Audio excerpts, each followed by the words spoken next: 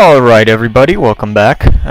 Today, it's kind of going to be a DeepEnd episode, kind of not. I'm just going to go into like ArrayList and stuff. This is something that you should know how to do, so if you make a string array like this, then you can, everything inside of it has to be declared when you call that. So you can't go like this. That doesn't work.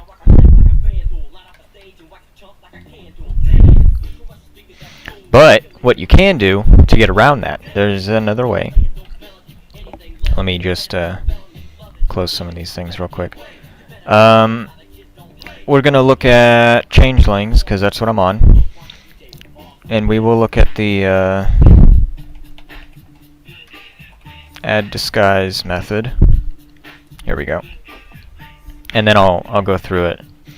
So what you need to do is you need to make a new ArrayList string, call it whatever you like. I call it toAdd in this case because I'm adding to an ArrayList, or an ArrayList string that I already have, or a string array thing.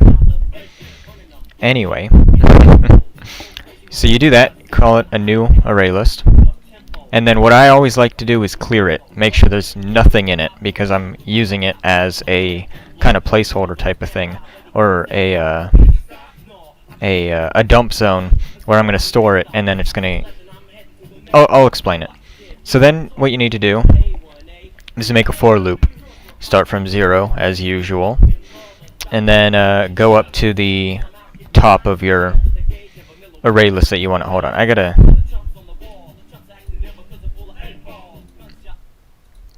Okay. Normally I like to listen to music, but it's kind of hard to do that, explain this, and talk at the same time. Okay, so what you do is you make the array list, or not the array list. Okay, where are we? We're on the for loop, right? Yeah.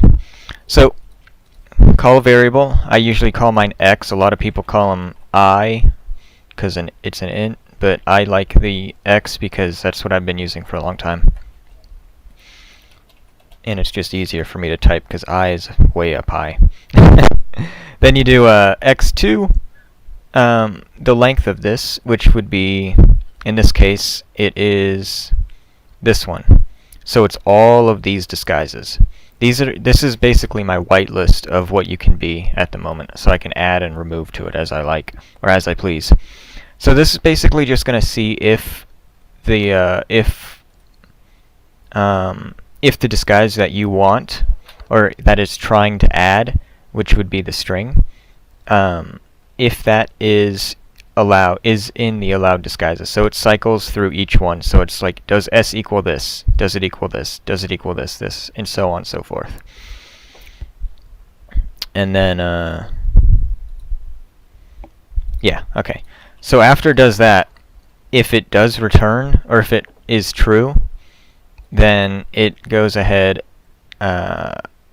So if it equals that, if it is an allowed disguise, then it's like, okay, I have a new disguise to add. But first, what I need to do is get all of the disguises the player already knows. In this case, I called my thing disguises.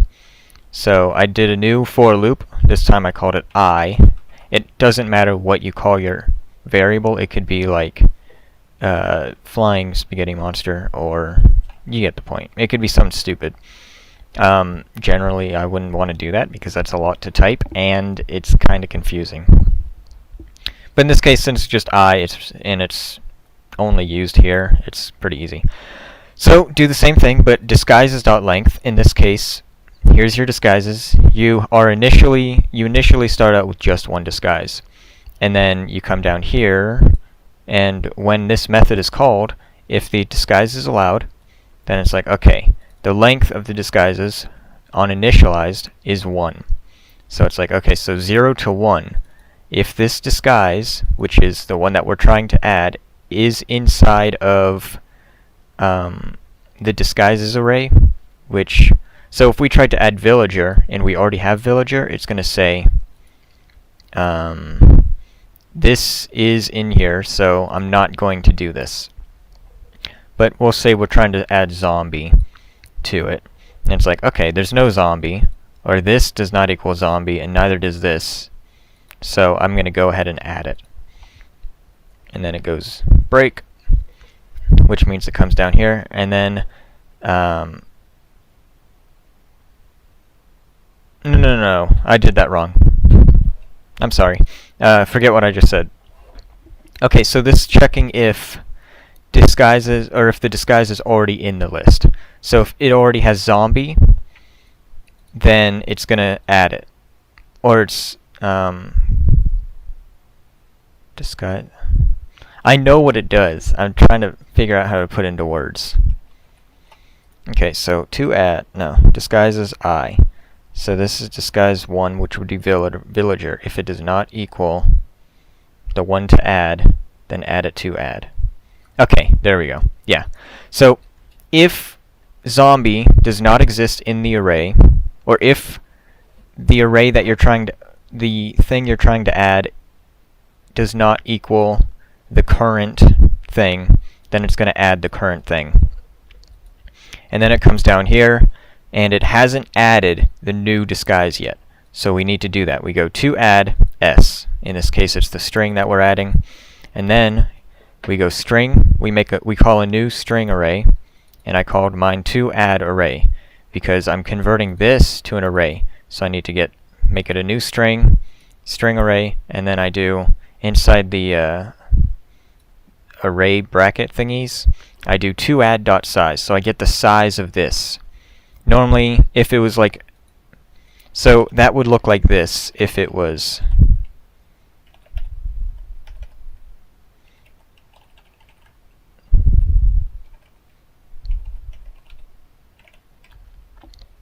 so if that was if this was a string like this is what it would look like.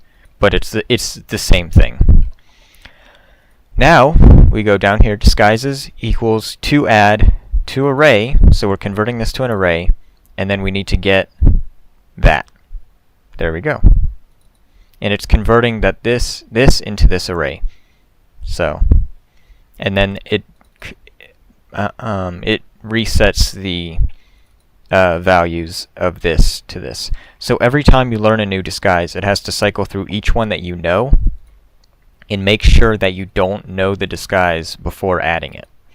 So it basically keeps you from it keeps it from giving you like 7 sheep disguises, because then you have to cycle through each one. So you just get one of each. Now that's how you do your arrays and stuff. And when you enable your plugin, unless you somehow save your array, which oh, no, I did this right, so I don't even need it over here. That's right. I was testing some stuff earlier, and it didn't work, so. Yeah. Oh, also, use APIs and libraries as much as you can, because there's someone out there who is way smarter than you. In this case, Libs. Library Addict, I think he is. Yeah. He or she, I don't know. They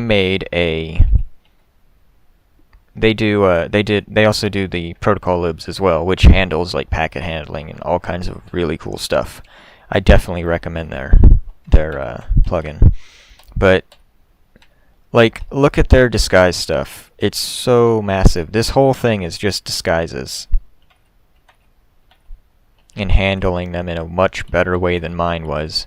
Mine was just really sloppy and didn't work because I didn't do it right, because I had no idea what I was doing, to be honest. I mean, I'd never done anything like it.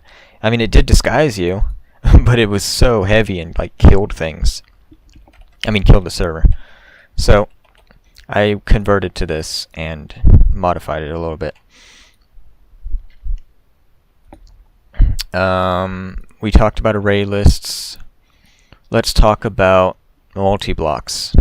So, multiblock structures, as some of you should know, are basically they're like machines that consist of more than one block. So, but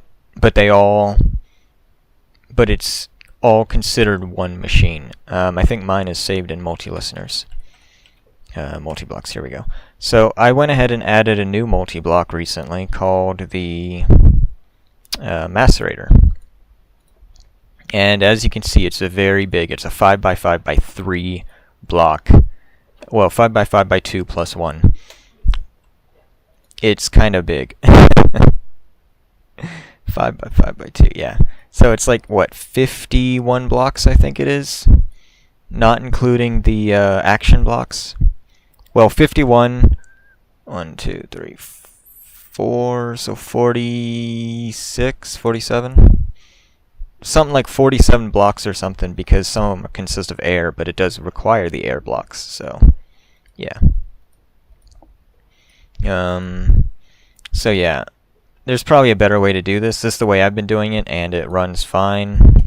It's the most efficient way I can think to do it. I mean, so here's the check for is it the multi-block that you want.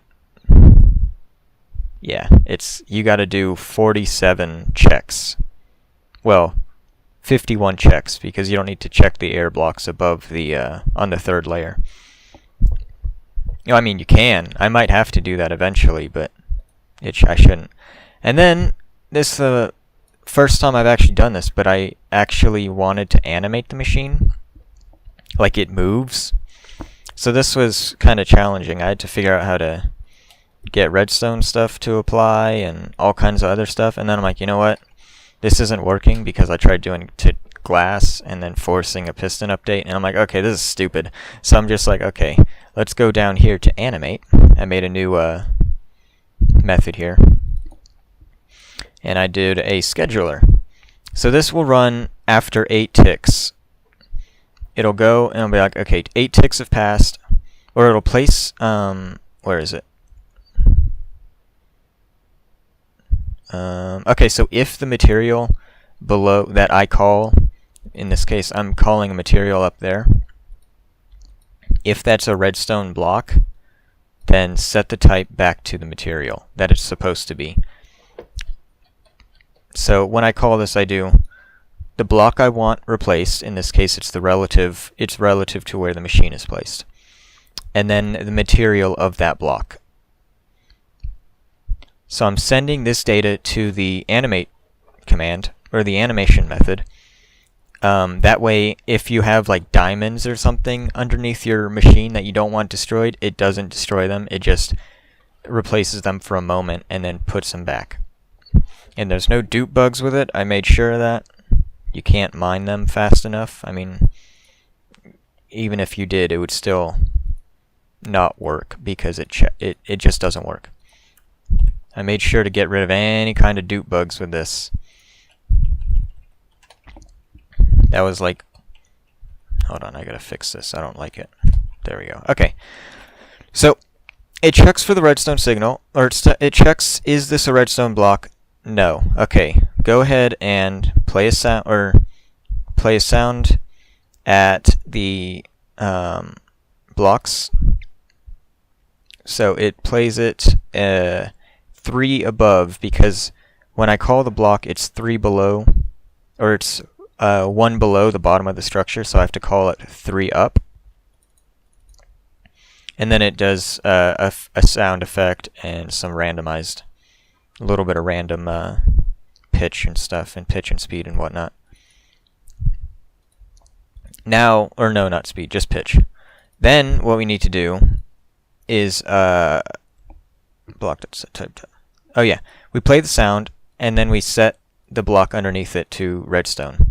This activates some pistons that have redstone blocks on them that activate some more pistons. And then I call two new effects, smoke and flame, which are smoke and flame.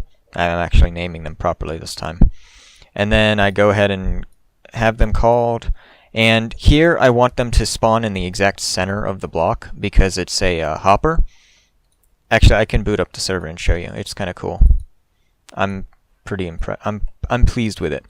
And then after it does that, it goes back and it's like, okay, is it redstone yet? Yes, it is. Okay, break it and return. And this waits 8 seconds to do it, or 8 ticks, which is I think 4 redstone ticks. Yeah, 1 redstone tick I think is 2 ticks. And then 1 second is 20 ticks. So I was just testing a changeling over here. Oh yeah, I modified the sidebar over here. So when you change your disguise, it shows the your location in the array for a second and then goes back. So this is the macerator.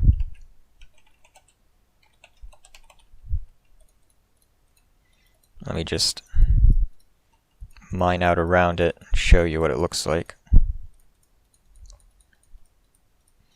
This is a 5x5. It took me probably 4 or 5 hours just to code what it looks like. It wasn't... I think it was worth it because it's really cool. And now I have a 5x5 handler if I need to do it. All I gotta do is check the material. So I have a 5x5 manager, so that's good. I could probably upgrade the furnace. So I'll just run it without a source. Let's see, it does that. Oh, you know what? I think I can.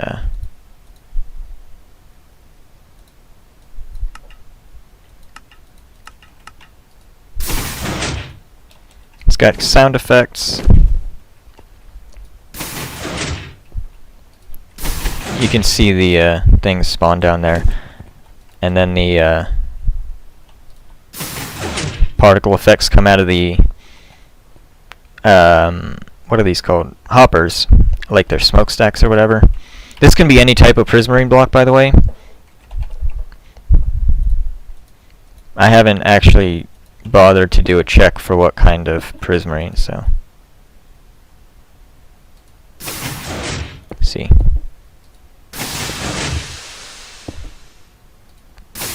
Yeah, because it's the same block, they're just different metadata, see, or damage value. So that's a damage value of 2, or metadata. So that would be, it's the same as wool and stuff. I'll probably change it later, I might not. But here's the really cool part. I had to make a whole new custom way to, because there aren't like ore dusts in Minecraft, are there? No. I had to make my own using some fanciness. So I'm going to go ahead and, after the animation plays, that emits, or that drops the ore dust.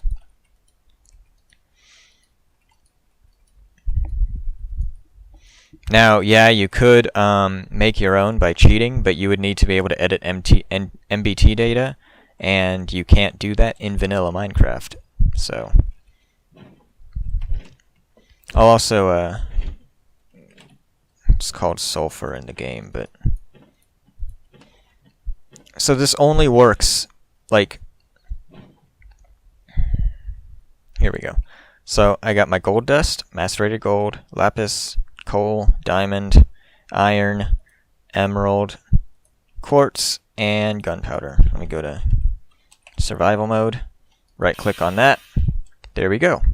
And you can see it kept the gunpowder because it doesn't know what that is. It's not trying to smelt gunpowder, it's only going to smelt what it knows it can smelt. In this case, it knows it can smelt those exact items. And it returns the exact amount. I think I added a check for one of the classes. Oh yeah, and they're also very hot, so you gotta cool them down. Coal still is hot for some reason. I gotta remove that. But I added a check. I think it checks for anything with flame 10 on it. So let me get a bow and see if that actually does it, because that might be a bad thing. I actually haven't tested that. I didn't think about it until now.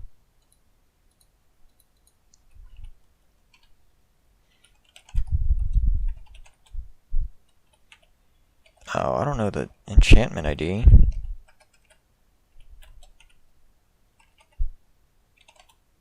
Oh, there we go. So let's see if... No, okay. Yeah, okay, so I must have done a check for, if... Oh, yeah, I checked if it's a iron ingot, a gold ingot, a nether quartz, an emerald, diamond, whatever. It has to have the metadata, and it has to be the right item. And then it cools it down. I'm working on a way to block crafting if you use these items. If they're still hot. I mean, currently you can just craft them into blocks if you want, but you can still craft with them, so it's more of like a neatness thing, because I think it's cool. I mean, look at that. Oh, and it applies the particles and the sound to the item, the item's center. So, because it's an entity, it doesn't have to be like 1 meter or there or there. It can actually be anywhere it wants. I still really like this. What happens if I spam it? You can break it if you do this.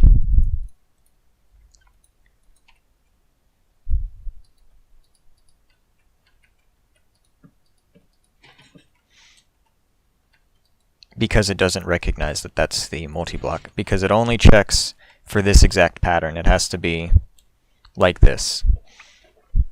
Always to the right of you should be the pistons and the prismarine lanterns. And then underneath, it should be all pistons. Or not pistons, it should be all hoppers. 9 hoppers. 10, 11, 12, 13, right? So you need 13 hoppers in total. 1, 2, 4, 8 pistons in total, and then 4 redstone blocks in total, as well as 9, 14, or 13 lanterns, and then 1 type of any kind of prismarine block. So let's get into how this actually works. So why does it only smelt the ore dust, or the sulfur that I call ore dust? Well, it's got to do with metadata and exact values. So I call it, or I give it a count, and it's the amount of item that you have in your inventory. So I can do like this. Iron. So I could go like and have like a really messy inventory, and I'll still get 128. Oh. I might have done something wrong. Stack.get amount. That should work though, right?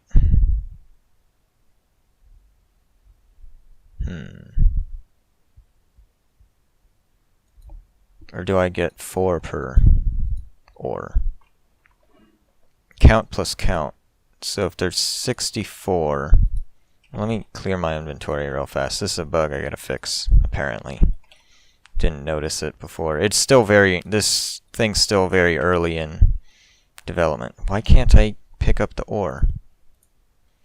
Dang it. That gives me 2 stacks, that's right.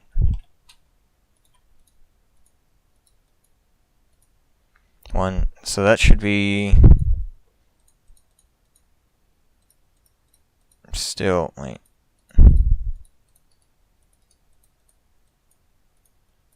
I should still only get 2 stacks.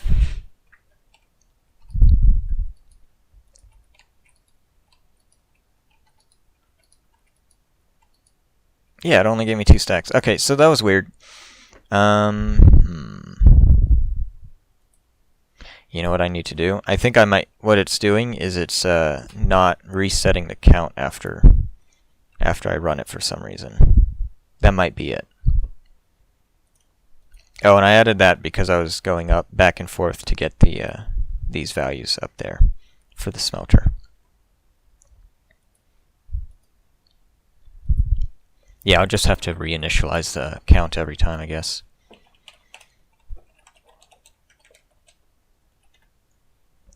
I'll just do that.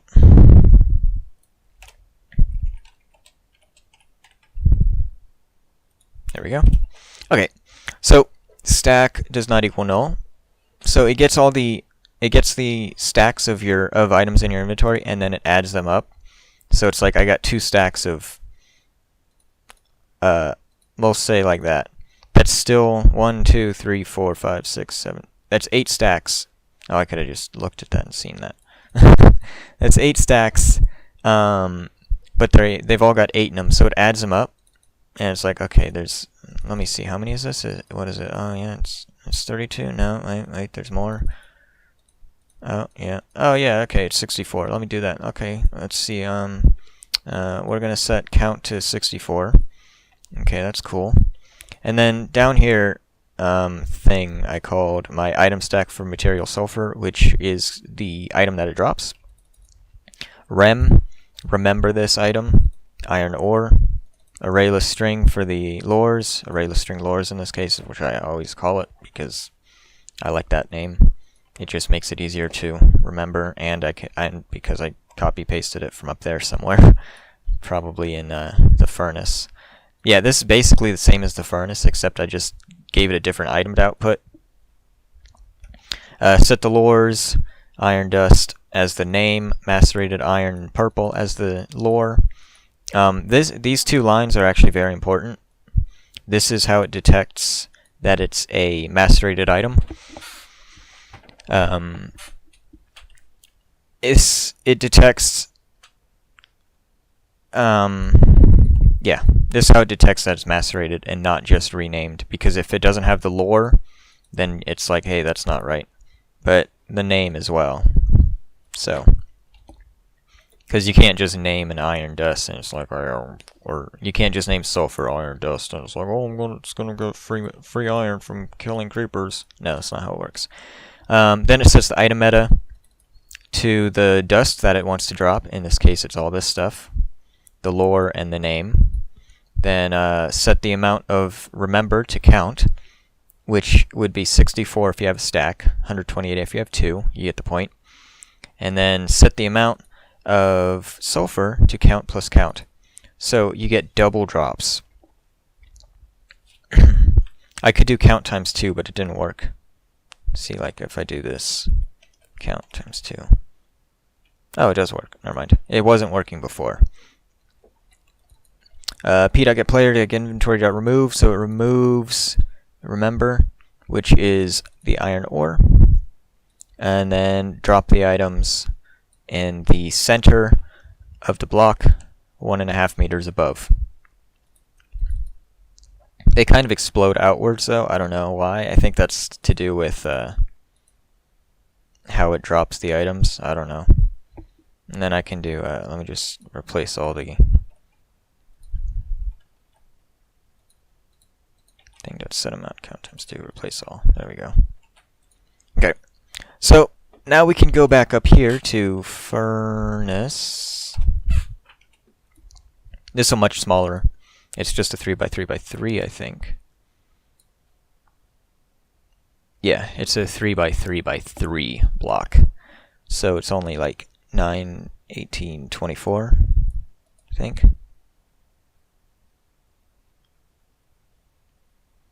Or 27. Yeah, 27. Okay. So here's where it smelts, or I'm calling all of the variables up here. So here I got iron dust. Right now it just thinks it's sulfur. So I'm like, okay, I can't have that. So I need to make a new lure.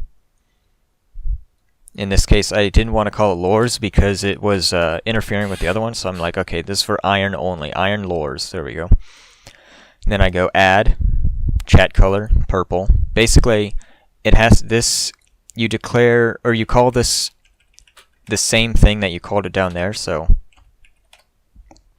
we do that, and then get the iron meta, or not the iron meta, get the item meta from iron dust, in this case sulfur, which would be, it should be nothing when you get it, but you just do it because that's what you do. And then you set the lore from iron IM to iron lures, which would be macerated iron in purple.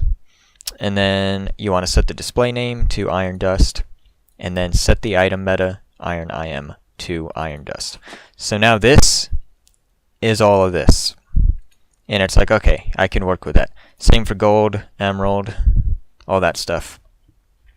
And then we scroll all the way to the bottom. Iron dust, here we go. So here's where it starts the actual dust processing. Right here. First it checks for, is it similar to iron dust? And it's like, which basically says, does the item you have equal this, ignoring the amount? Is it this name and this item meta? And it's like, yeah, it is. Okay, let's do this then. Because I don't check for a count up there, so it doesn't know that it should have a number or an amount. So if you do is similar, I think it ignores the amount. Then I do the particle effects for the furnace, which I could probably make my own method, but I'll do it later. Oh, I could probably add that to the animate method. No, that'd be a pain in the butt, because then I'd have to add more stuff. Same thing with count. Get the amount of the item. And then same thing down here.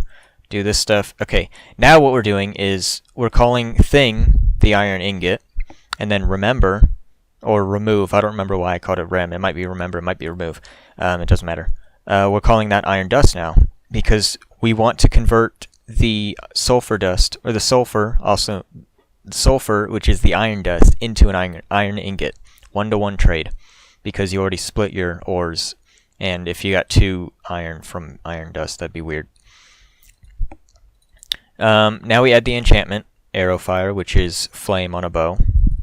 That's just an aesthetic thing, and I like it, because it's like, I made this stuff in this furnace, I gotta go cool it off because it's really hot. What I'm gonna do in the future is, if you have anything with flame 10 in your inventory, then it's going to, well, no, not anything. If you have any of these items that are smelted in your inventory, then it will start to hurt you. I'll probably add a new lore line and use that to check. Anyway, it gets the item meta, or it says, yeah, it gets the item meta from thing, which would be the iron dust. No, it should be an iron ingot, which has no metadata. And we set the lore, set the item meta,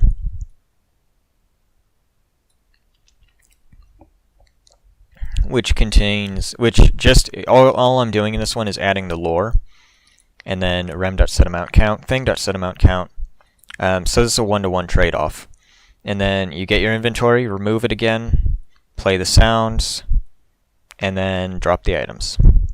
1.5 meters above the block, and in the very center. It should be. Always do p.update inventory, or else it's gonna have ghost items or something. Oops. So we talked about multi-blocks, item meta, checking for item meta and stuff, and then ArrayList stuff. That was pretty fun. I like that.